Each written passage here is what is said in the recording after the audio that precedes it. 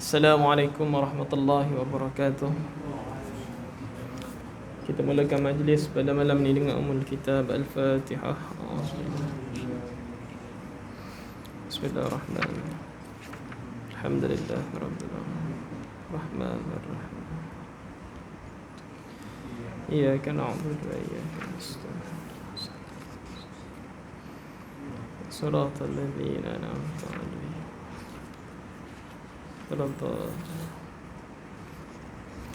Alhamdulillah wassalatu wassalamu ala Rasulillah wa ala alihi wa sahbihi wa man tabi'ahu wa nasarahu wa walah. Asyhadu an la ilaha illallah wahdahu la syarika lah wa asyhadu anna sayyidana Muhammadan 'abduhu wa rasuluh.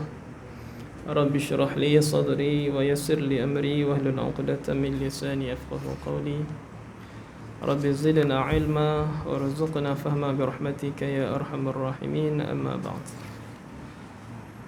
Yang saya muliakan Fadil Tuan Imam Ustaz Azhan, yang saya hormati barisan jawatan kuasa Masjid Al-Jawahir, para pegawai syarak, tuan-tuan guru, para alim ulama, seterusnya hadirin dan hadirat, ibu ayah yang saya kasihi sekalian. Alhamdulillah, yang pertamanya marilah sama-sama kita memanjatkan setinggi kesyukuran pada Allah Subhanahu wa taala yang mempermudahkan urusan kita sepanjang tempoh pada hari ini untuk sama-sama dapat kita kembali menadah kitab untuk memahami sebahagian daripada kandungan kitab Al-Fiqh Al-Manhaji ala Madhhabil Imam Syafi'i ini, yang pada minggu lepas kita dah tangguhkan tuan-tuan kuliah kita. Masih lagi dalam tajuk yang sama, dalam tajuk Al-Ijarah. Tapi lama-lama bila tajuk yang sama ni dia agak bosan sikit tuan-tuan. Tengok pula dia tak berapa nak ada kaitan dengan kita kan. Tapi ialah ilmu fiqh muamalat ni adalah sebahagian daripada ilmu daripada kategori fardu kifayah, yang mana kalau sekiranya ilmu ini tidak dipelajari oleh sebahagian daripada kalangan orang Islam, dan ilmu ni luput dan orang tak faham lagi dah bagaimana tata cara untuk bermuamalat, jadi bimbang takut keseluruhan kawasan kita ni berdosa, sebab tak ada seorang pun yang minat lagi nak belajar berkaitan dengan ilmu ni. Ia bukanlah sebahagian daripada fardu ain tentang semayang, tentang puasa dan sebagainya. Sebab tu semua orang wajib kena buat. Jadi nak tak nak dia kena belajar lah tentang ibadah harian dia. Tetapi ini adalah berkaitan dengan hubungan dia dengan manusia melalui akad-akad yang tertentu. Jadi saya dah tengok tadi lebih kurang lah tajuk yang berbaki ni ada, saya ingat lebih kurang 3 tajuk lagi. Saya ingat tuan-tuan boleh sabar sampailah habis kuliah kita ni untuk jilid buku fiqh manhaji ini. 1 jilid ni je tentang bab muamalat ni. Lepas ijarah ni ada 2-3 tajuk lebih kurang. Jadi insya-Allah lepas tu selesai. Habislah tentang tajuk muamalat ni. Kita akan bincanglah seterusnya, kita nak masuk kepada tajuk apa. Jadi tuan-tuan, hadirin dan hadirat, ibu ayah yang saya kasihi sekalian, pada minggu lepas kita dah lihat tentang tajuk al-ijarah ni, masih lagi dalam tajuk rukun arkan. Rukun yang ketiga, iaitu dalam bab manfaat ini, yang mana kita dah tengok kepada syarat yang ketiga, iaitu khidmat diperolehi oleh pengupah bukan daripada orang yang diupah. Yang ini kita dah kupas panjang lah pada minggu lepas. Maknanya syarat yang diletakkan dalam mazhab Syafi'i, yang mana khidmat ataupun manfaat. Sebab al-ijarah ini sebahagian daripada akad jual beli. Kita dah lihat dulu pada peringkat awal dulu, kita dah belajar tajuk jual beli, al-bai'. Jual beli ni kita nak tukar barang dengan barang. Al-ijarah ni pula kita nak tukar barang dengan manfaat. Jadi yang menjadi subjek kontrak situ ataupun ma'qud alaih, benda yang diakadkan itu adalah manfaat. Oleh sebab itu kita kena bincang betul-betul manfaat ni macam mana, sifat-sifat ataupun ciri-ciri dia, supaya manfaat tersebut, benda tu boleh ditukar dengan barang yang kita nak tukar. Maknanya kita bayar dengan duit tu, yang manfaat yang kita nak dapatkan tu betul manfaat itu tepat dari sudut syarat-syarat dia. Sahlah akad yang kita lakukan. Kalau tak, maka akad ijarah yang kita buat itu dia boleh jadi tidak sah, dan pertukaran harta itu menjadi tidak sah, yang mana sekiranya orang yang dah ambil bayaran daripada manfaat yang diberikan, sedangkan manfaat itu tidak diiktiraf sebab tak cukup syarat, Oleh sebab itu bimbang takut harta itu sebahagian daripada harta yang diharamkan. Maknanya kita makan, sebelum ni kita dah pergi kan, la taqulu amwalakum bainakum bil batil. Jangan kamu makan harta-harta di kalangan kamu dengan cara yang salah. Sebab tu kena lihat betul-betul rukun dia, kena lihat betul-betul syarat dia. Baik, jadi dalam tajuk ni kita dah lihat maksud dia syarat yang diletakkan oleh dalam mazhab Syafi'i. Khidmat yang nak diberikan itu, khidmat tersebut diperolehi ataupun kita kata manfaat itu diperolehi oleh orang yang oleh pengupah, bukan orang yang diupah. Jadi maksud dia orang yang kita upah itu dia tak terima manfaat tu, sedangkan manfaat tu yang terima adalah kita. Jadi dah banyak dah contoh-contoh yang kita bawakan pada minggu lepas kan. Maka dia terkaitlah dengan ibadah badaniah. Ada yang melibatkan ibadah maliyah, ibadah melibatkan badan, melibatkan harta. Ada yang melibatkan badan dan juga harta. Yang melibatkan badaniah ni sebagai semayang, seperti puasa.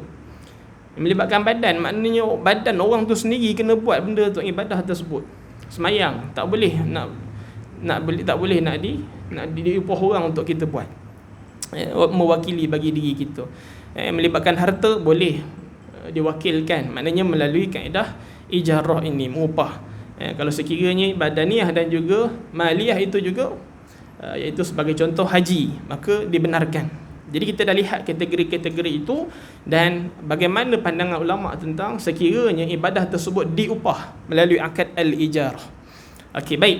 Jadi kita dah lihat juga pada minggu lepas contoh yang diberikan dalam kitab ni, dia kata maknanya kalau sekiranya ibadah tersebut bukanlah ibadah yang diwajibkan, itu pun menjadi khilaf juga. Sekiranya ibadah tu dalam mazhab kita kata wajib, mazhab lain kata tak wajib. Boleh kata fardu ain, ada yang kata fardu kifayah, ada yang kata sunat muakkad. Jadi perbezaan pandangan tentang hukum sesuatu ibadah itu menjadikan akad untuk ijarah terhadap ibadah tersebut juga berbeza. Sebagai contoh dalam mazhab Syafi'i, kita peganglah yang pandangan majoriti mengatakan bahawa azan itu adalah sunat muakkad. Walaupun ada yang kata dia boleh jadi fardu kifayah, kalau tak buat berdosa satu kawasan tu. Jadi bila sunat muakkad maka dia tidak diwajibkan. Bila tak diwajibkan ke atas diri individu itu, maka kalau sekiranya dia diupah untuk azan, kan, ni Tuan Bilal terima duit, maknanya allowance sebagai Bilal, hukumnya adalah sah. Sebab apa? Sebab ibadah tersebut bukan satu ibadah yang wajib. Jadi kita kalau lihat dalam fiqh al-Islami wa adillatuhu, dia bincang tentang permasalahan ini dari sudut pandangan empat mazhab. Maka pandangan itu berbeza. Ada yang kata imam ni tak boleh terima allowance, tak boleh dibayar dengan upah untuk dia jadi imam. Sebab apa? Sebab tu wajib bagi diri dia untuk semayang berjemaah contoh. Tapi dalam mazhab kita kata itu bukan sebahagian daripada kewajipan individu. Dia boleh jadi kewajipan kepada masyarakat. Jadi bila benda itu berbeza dari sudut hukum, maka akadnya juga berbeza. Tapi kita dah lihat, maknanya seorang imam yang terima allowance dalam mazhab Syafi'i, terima allowance untuk menjadi seorang imam, terima allowance menjadi seorang muazzin, Bilal kepada satu masjid, ataupun dia menerima allowance ataupun upah dia tolong mengajar Al-Quran, maka kesemuanya itu dia memberi manfaat kepada orang yang mengupah. Oleh sebab itu kita kata hukum akad upah tersebut adalah diharuskan. Okey, itu kita lihat kaedah dia. Jadi timbul juga pada minggu lepas tentang isu sekiranya upah tersebut untuk dihadiahkan kepada si mati kan. Cuma saya tak huraikan dalam lebih detail. Masyarakat hari ini dia menjadikan satu adat dia, apabila seorang ahli keluarga dia meninggal, dia upah golongan ataupun kumpulan yang mahir dalam bacaan Al-Quran untuk membacakan Al-Quran. Katalah khatam 30 juzuk. Ada yang buat baca kat kubur, atas kubur baca. Ada yang baca sendiri mungkin kat masjid. Tapi dia upahlah 30 juzuk, niat dia untuk sedekahkan pahala tersebut kepada jenazah, kepada si mati. Siapa yang buat? Ahli keluarga si mati. Jadi bagaimana upah tersebut? Sebab termasuk dalam akad al-ijarah. Upah kan? Upah. Jadi kita faham kaedah dia, sekiranya manfaat tersebut diperolehi oleh orang yang diupah maka tak boleh. Tetapi sekiranya manfaat itu diperolehi oleh orang yang mengupah maka dibenarkan. Oleh sebab itu persoalan yang pertama adalah dari sudut sekiranya bacaan Quran itu dihadiahkan kepada si mati. Sama juga macam kita selalu buat majlis kenduri tahlil. Sedekahkan tahlil tu kan kepada si mati. Dari sudut bacaan ni, apakah sampai kepada si mati? Kalau tengok pandangan dalam mazhab Syafi'i, majoriti dalam mazhab Syafi'iyah mengatakan bahawa pahala tu sampai. Sebab tu masyarakat hari ni bila ada kematian, maka dia buat majlis tahlil. Sebab tu imam habis saja baca Yasin, tahlil dan sebagainya, dia pun doa. Allahumma taqabbal wa awsil ma qara'nahu minal Qur'anil Karim. Ya Allah, ya Tuhan kami, taqabbal, terimalah apa yang kami buat, wa awsil, dan sampaikanlah ma qara'nahu minal Qur'anil Karim, apa yang kami baca daripada Al-Quranil Karim. Baca daripada surah Yasin, baca daripada tahlil-tahlil untuk dihadiahkan, wa awsil, hadiahkan kepada si mati. Maka mazhab Syafi'iyah mengatakan sampai. Walaupun ada pandangan mengatakan bahawa, pandangan Imam Syafi'i sendiri mengatakan bahawa tak sampai. Ada yang kata, ada dalam satu kitab dia sebut, Imam Syafi'i sebut tak sampai. Tapi pandangan ulama dalam mazhab Syafi'i kata sampai. Antaranya adalah Imam An-Nawawi, antara tokoh dalam mazhab Syafi'i, mengatakan bahawa sampai bacaan tersebut. Jadi kalau sekiranya majoriti ulama dalam mazhab Syafi'i kata sampai, maka dia tak jadi isu. Tak jadi isu sekiranya orang tu diupah untuk baca Quran, hadiahkan kepada si mati. Sebab apa? Sebab manfaat tu dapat kepada orang yang membayar bayaran tu. Siapa dia? Waris yang membayar bagi pihak si mati. Maknanya dapat kepada si mati.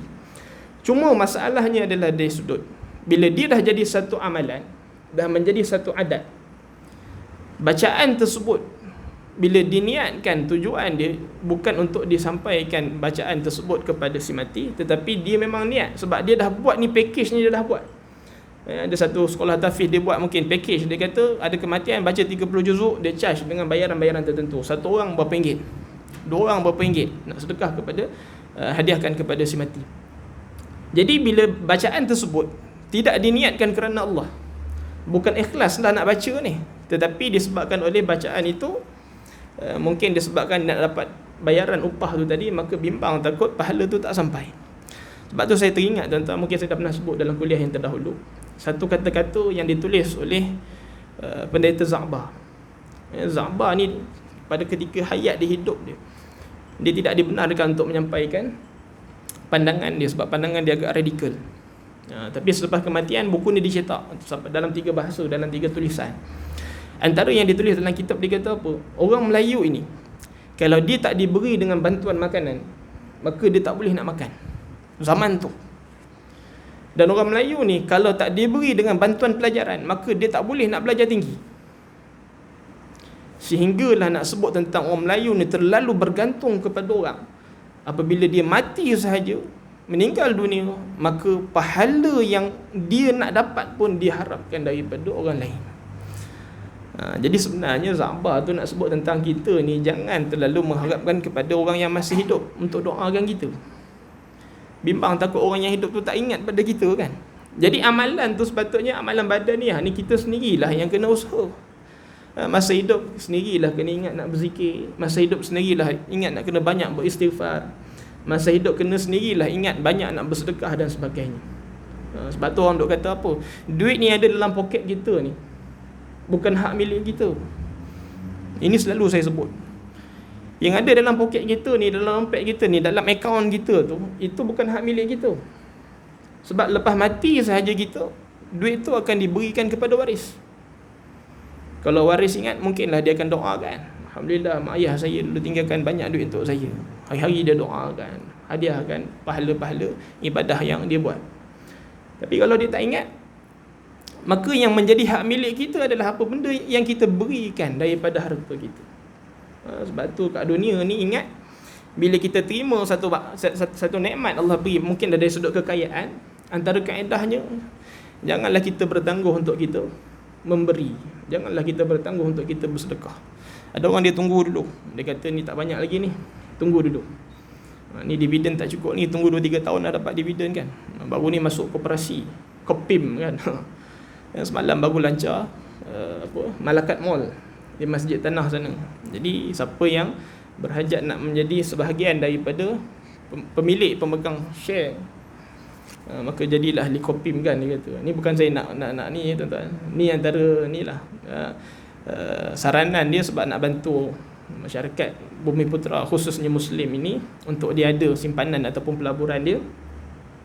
Jadi bantu-bantu. Sebab tu kalau tengok di Malacca Mall ni, pekerja-pekerja dia pun dia ambil orang Melayu. Kalau di Maidin sana mungkin kita tengok banyak Bangla kan, tapi ni pun Melayu.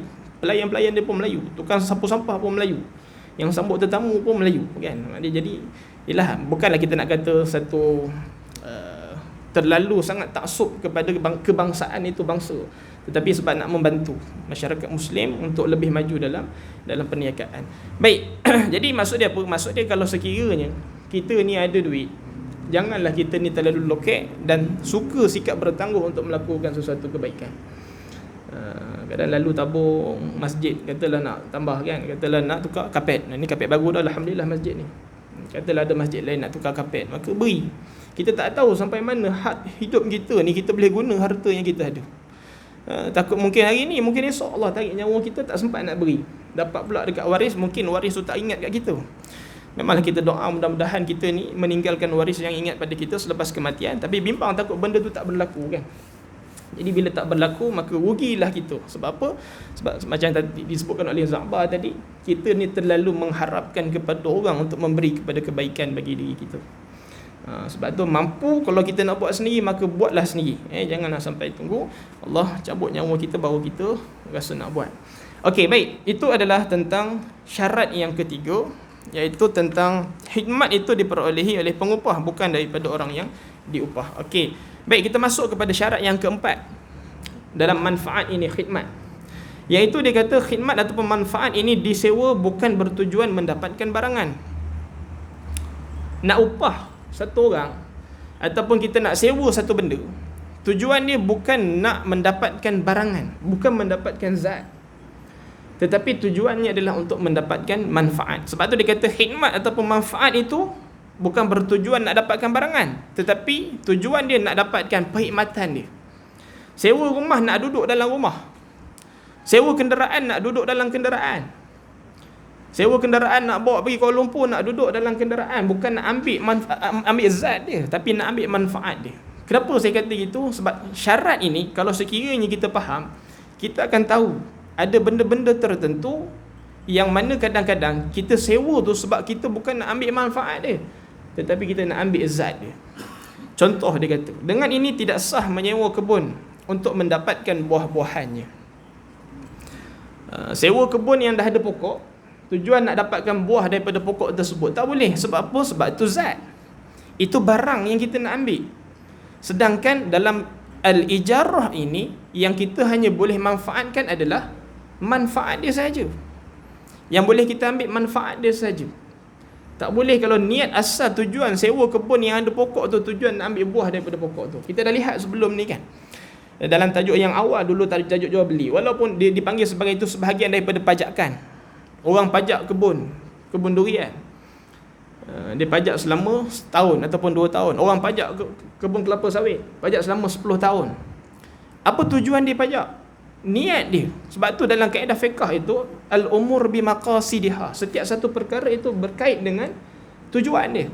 Kalau tujuan dia sewa tu nak dapatkan barangan daripada pokok tersebut, contoh dia sewa kebun nak dapatkan barang daripada kebun tersebut, maka hukumnya adalah tidak sah. Sebab apa? Sebab kita dalam bab ijarah ini, kita hanya ambil manfaat, bukan kita ambil zat, bukan kita ambil barangan. Begitu juga dia kata apa, dia tidak sah menyewa kambing untuk mendapatkan bulu, susu dan juga hasilnya. Sewa kambing tujuan dia nak perah susu, tak boleh. Sebab apa? Sebab niat dia nak ambil zat. Dulu kan ada soalan, minggu lepas saya dah sebut tentang ada satu masjid, dia tanya, kalau sekiranya anjing disewa, saya dah tengok perbahasan ni menurut pandangan 4 mazhab dalam fiqh al-Islami wa adillatuh.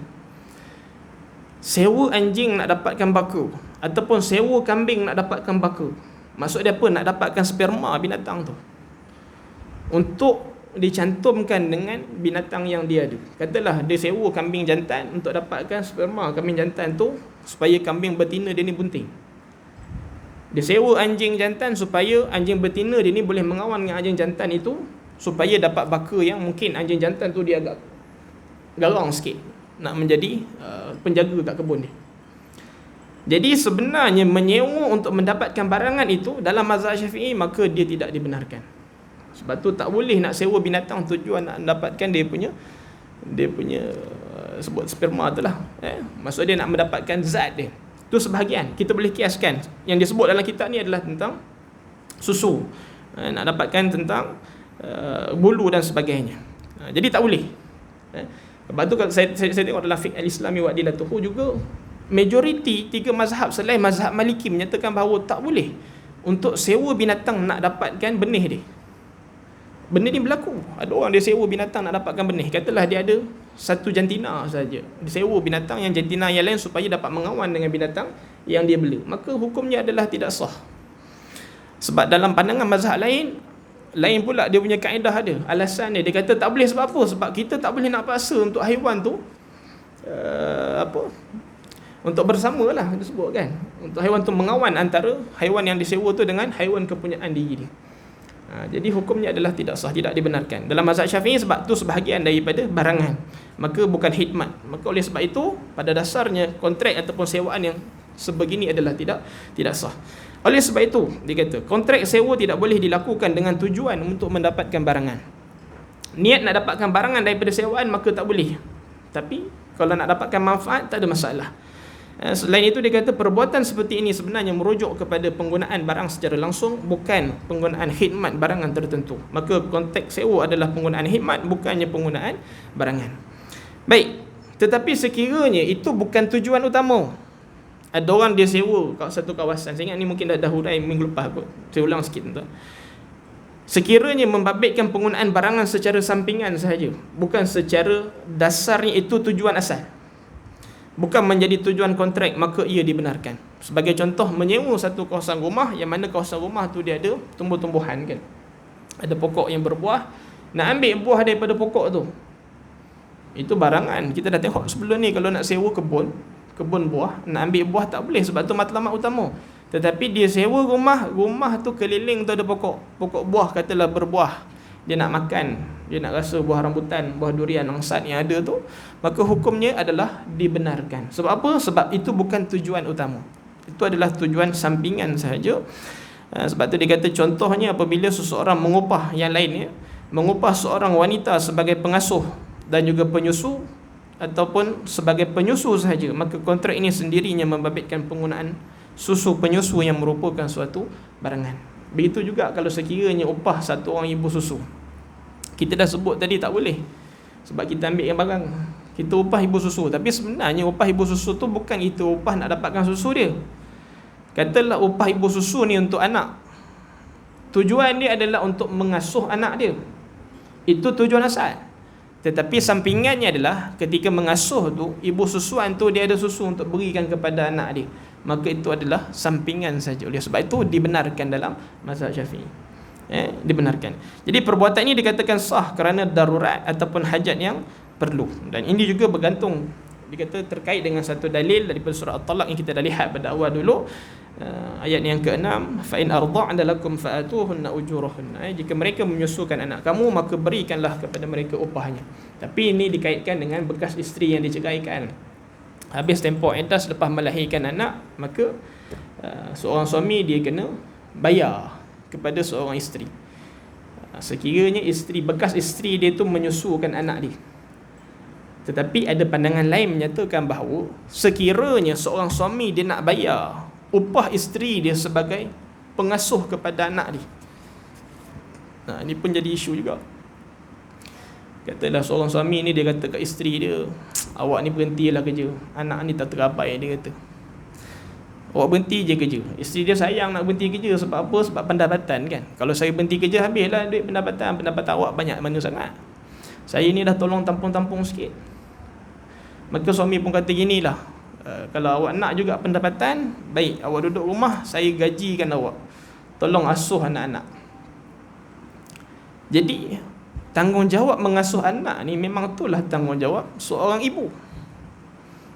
Dalam fiqh al-Islami wa adillatuhu, pandangan sebahagian majoriti ulama dia kata bahawa hukum menyewa ataupun hukum mengupah seorang isteri untuk melakukan satu tanggungjawab dia, maka upah tersebut adalah tidak sah.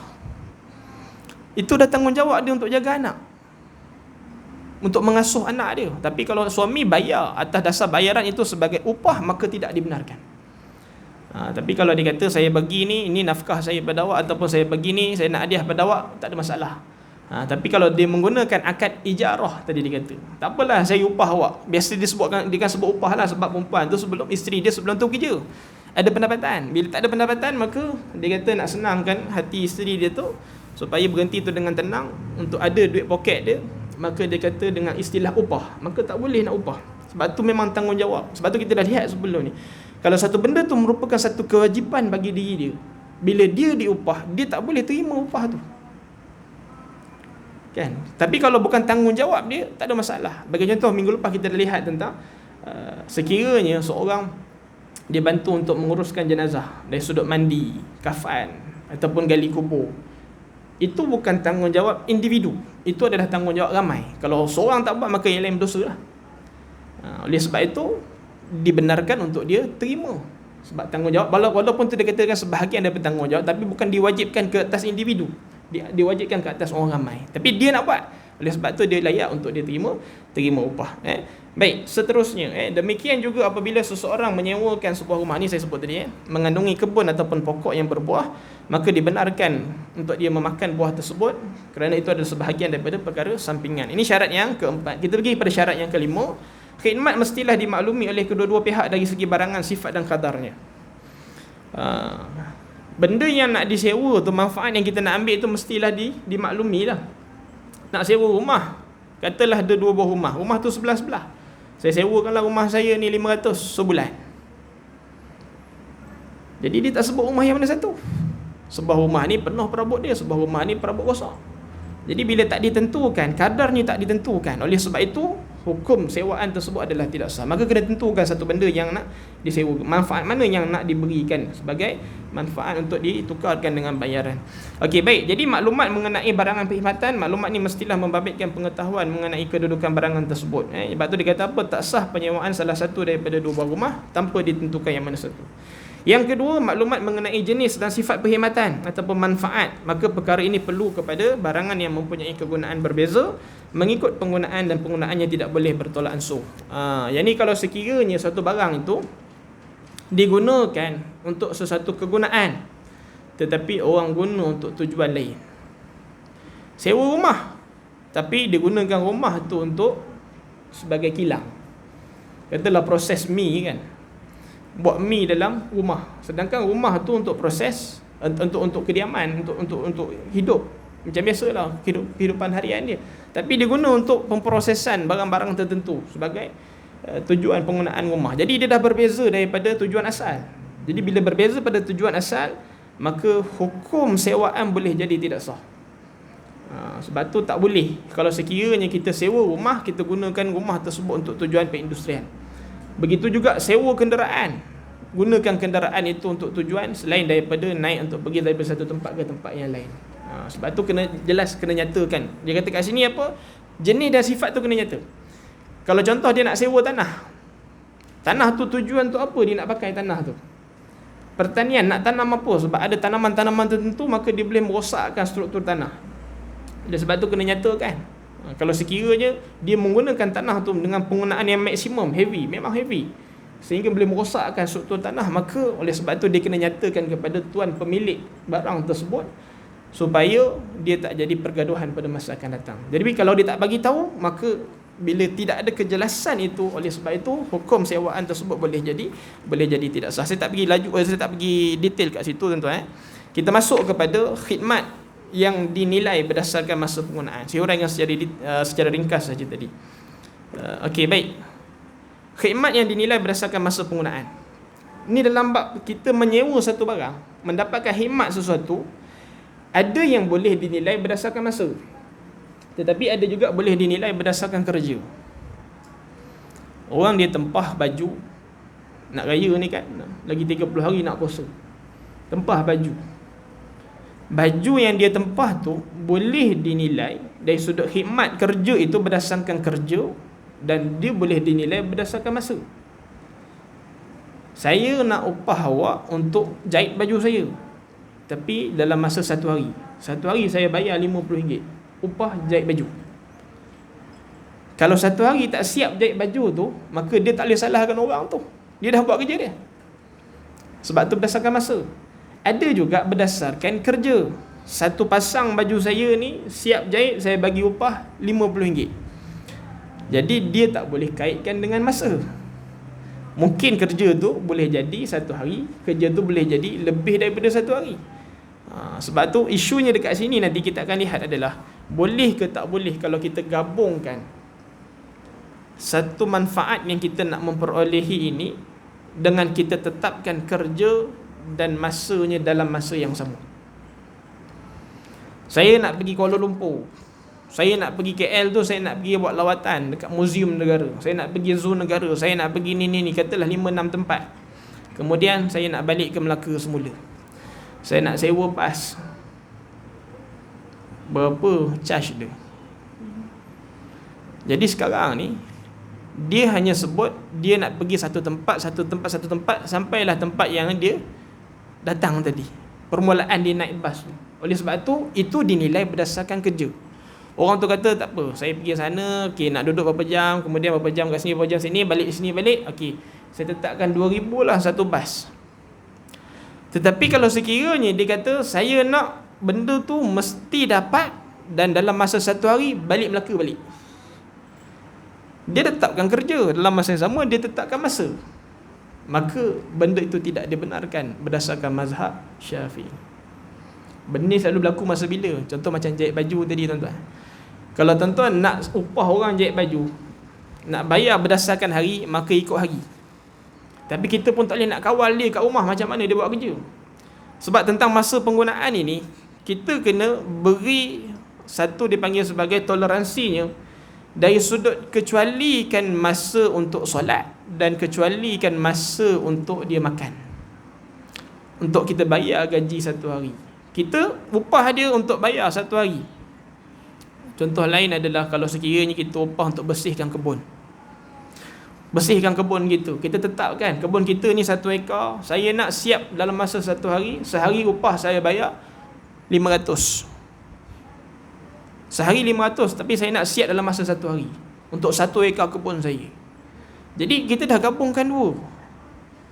Dengan sekiranya kita tetapkan masa tu antara pukul 8 sampai pukul 5, kita ada kekangan lain lagi. Orang yang dia nak memberi upah ni, nak membayar upah ni, dia terikat tuan-tuan tu. Kalau kita ni orang Muslim, kena ingat dalam kaedah ni kat sini dia kata apa? Ada pengecualian yang kita tak boleh ambil hak itu daripada orang yang diupah.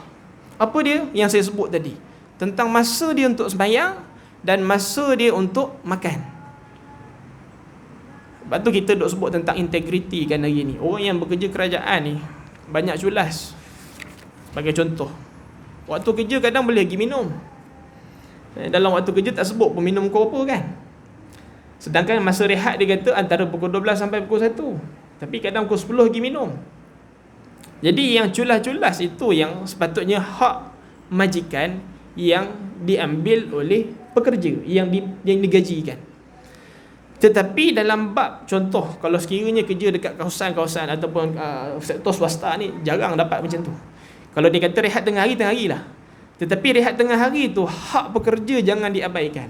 Itu nak sebut tentang pengecualian dekat sini. Dia kata dululah mak saya punya cerita, masa dia berkhidmat dulu, dia kerja satu kilang ke, tak tahu lah pernah cerita ke tak, mungkin tak pernah cerita atau tak pernah cerita. Dia kerja satu kilang ni orang India punya kilang, buat getah yang keras tu.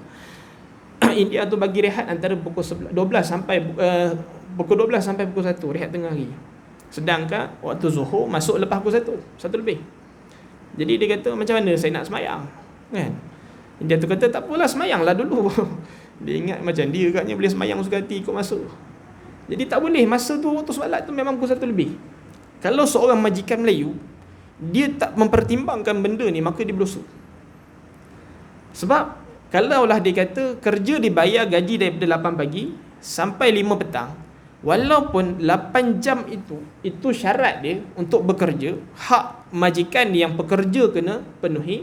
Dalam masa yang sama, hak pekerja kat sini dia kata pengecualian. Orang yang bekerja itu dia mempunyai hak untuk dia melakukan solat yang wajib.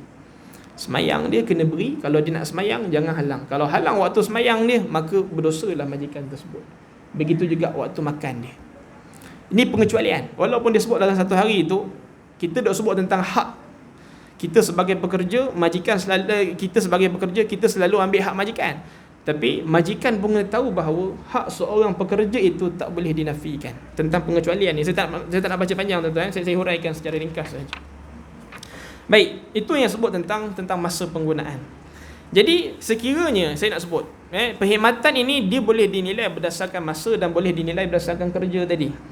Oleh sebab itu dalam kitab ni dinyatakan bahawa apabila seseorang itu menggabungkan antara masa dan juga kerja sebagai tempoh syarat di dalam kerja yang dilakukan, maka hukumnya adalah tidak sah sewaan tersebut. Upah tu tak dibenarkan.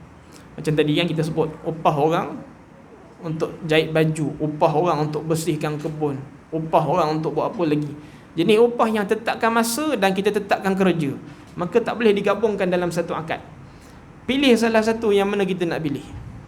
Sebab boleh jadi dalam pandangan mazhab Syafi'i dikata boleh jadi kerja tu boleh disiapkan dalam masa yang cepat.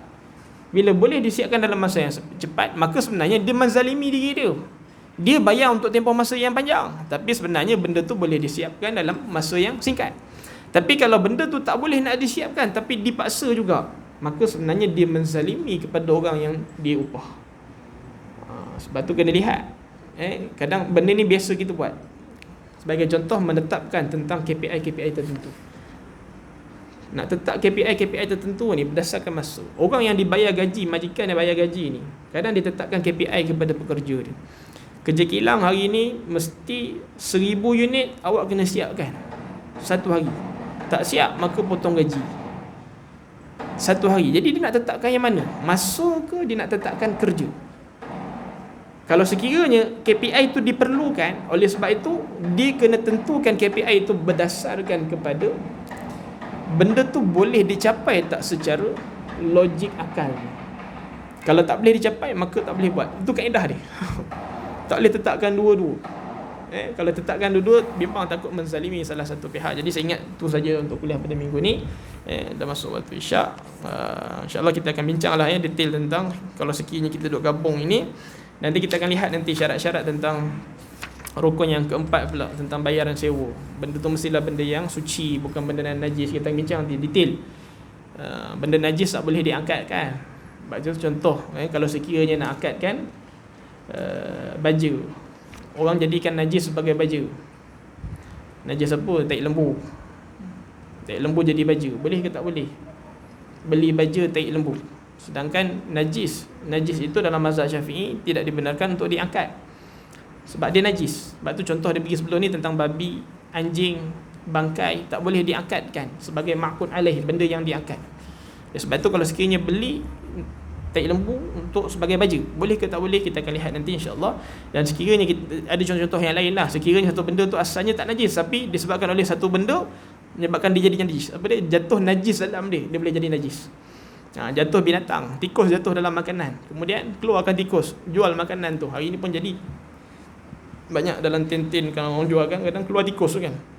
Boleh ke tak boleh, hukum jual beli dia macam mana, insya-Allah kita akan bincangkan pada minggu hadapan. Apa yang baik datangnya daripada Allah, yang kurang daripada kelemahan diri saya sendiri. Baik. Tentang binatang tadi. Macam tadi Ustaz cakap, kalau macam saya menyewa binatang baka baik tadi ni untuk dapatkan baka yang baik untuk saya.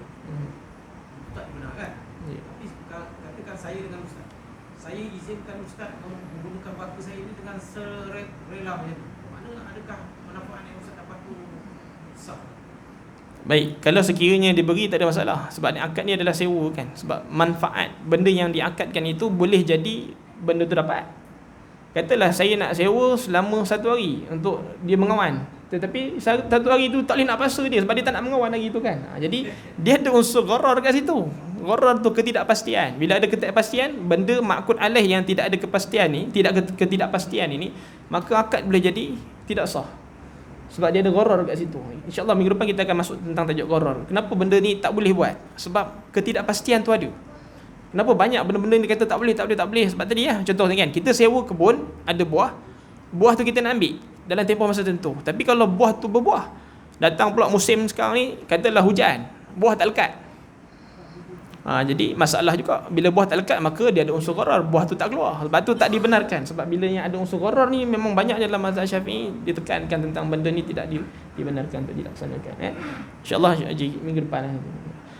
Okay. Assalamualaikum warahmatullahi wabarakatuh.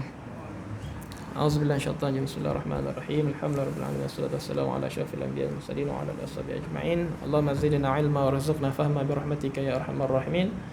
Allahumma nawwirna bi nuri ilmik wa ab'idna an-nisyan bi rahmatika ya arhamar rahimin. Allahumma arzuqna fahman nabiyyin wa hifdzal mursalin bi rahmatika ya arhamar rahimin. Alhamdulillahirabbil alamin. Assalamualaikum warahmatullahi wabarakatuh.